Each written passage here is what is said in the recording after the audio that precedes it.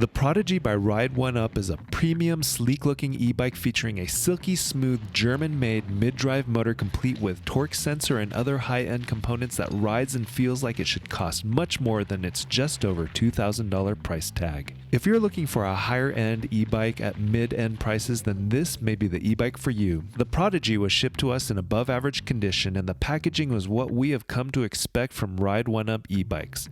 Excellent and with a lot of zip ties. Putting together the Prodigy takes a little bit of effort, but everything was easy and straightforward, and I'm comforted in knowing that what may take a little more effort to assemble means more savings passed on to me for this high quality e-bike. If watching us assemble this e-bike makes you a little uneasy, rest assured knowing that your local bike shop will do it for a small fee. Even the Ride1UP beanie and the included hex tools are quality.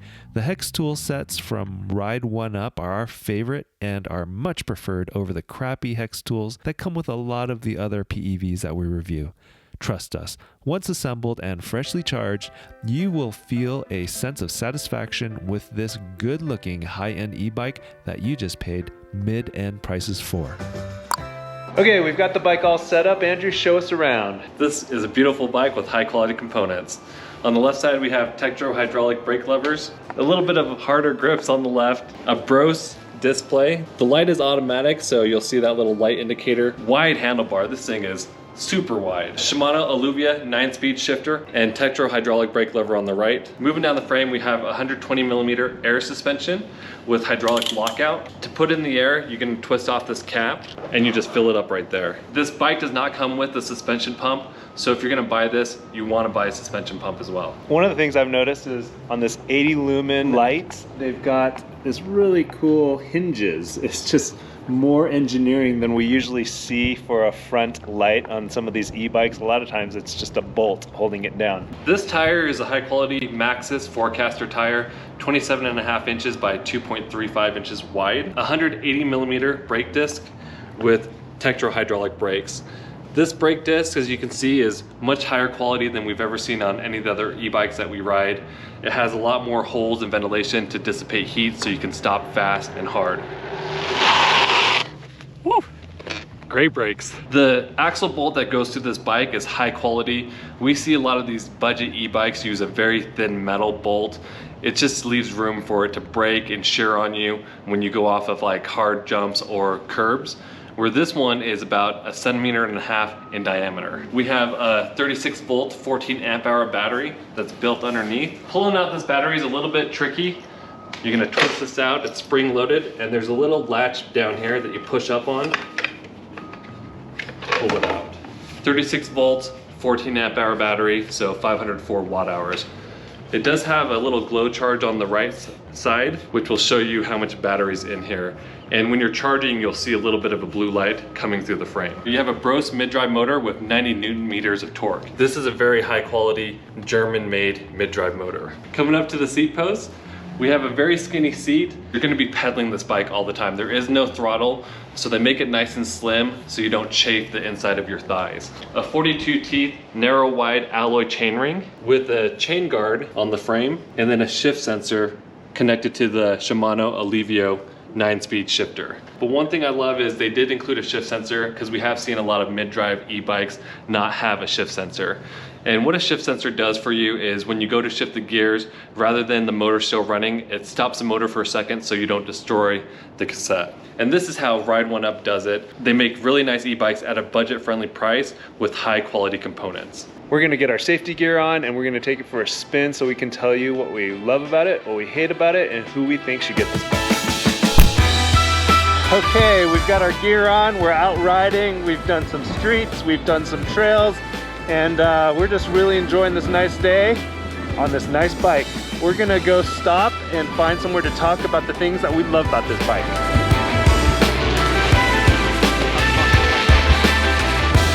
And if you don't know what a Class 3 e-bike is, Class 3 e-bikes can go up to 28 miles an hour.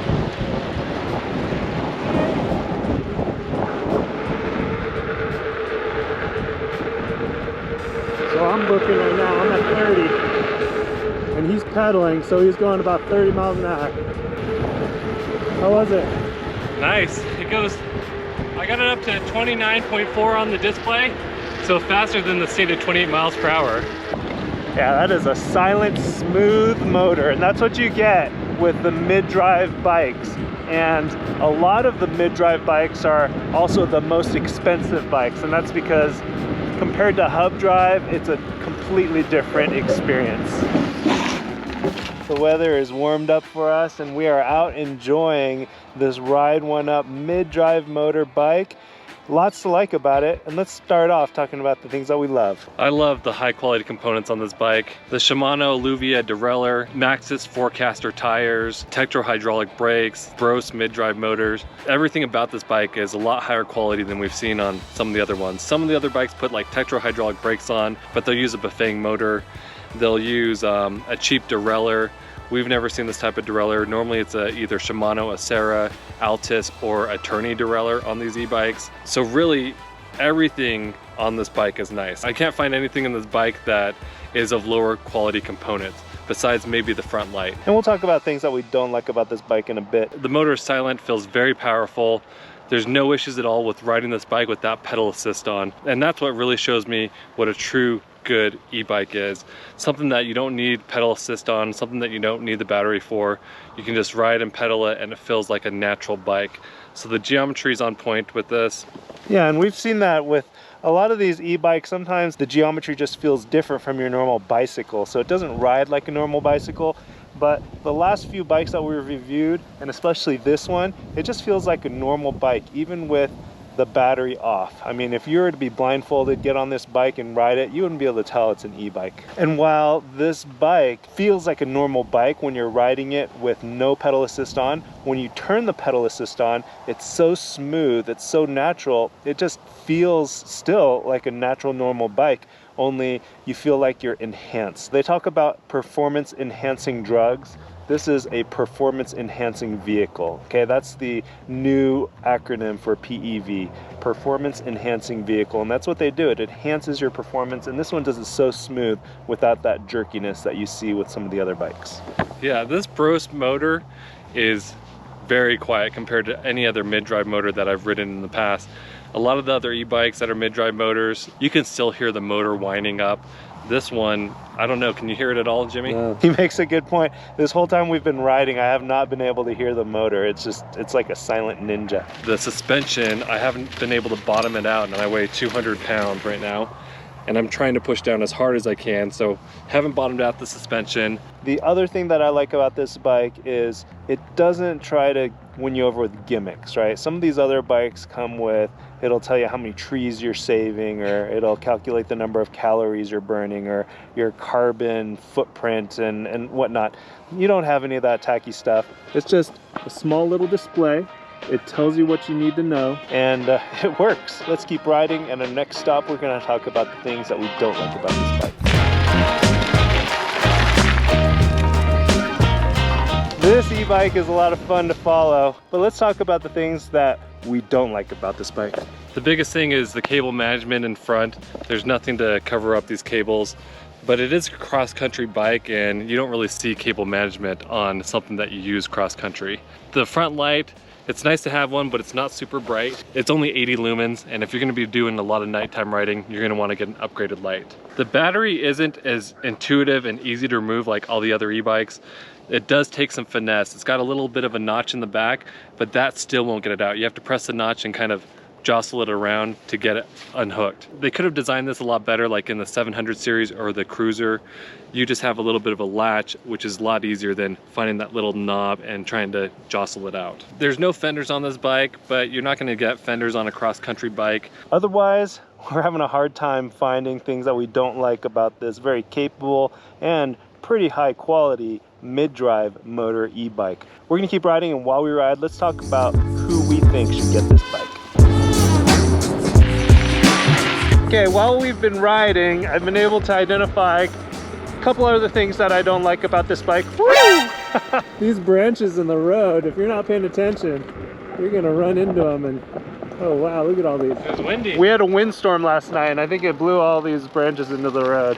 I do wish it had a throttle. I do like throttles on e-bikes. Getting nitpicky again, the other thing that I don't like about this, these cables here, that's the shift sensor. I don't like that it's hanging out in the breeze. It could easily get snagged on something, or if I'm loading it and unloading it out of my truck or the van, it could get caught on something. Something that we'll fix really easily with just a piece of Velcro or a zip tie.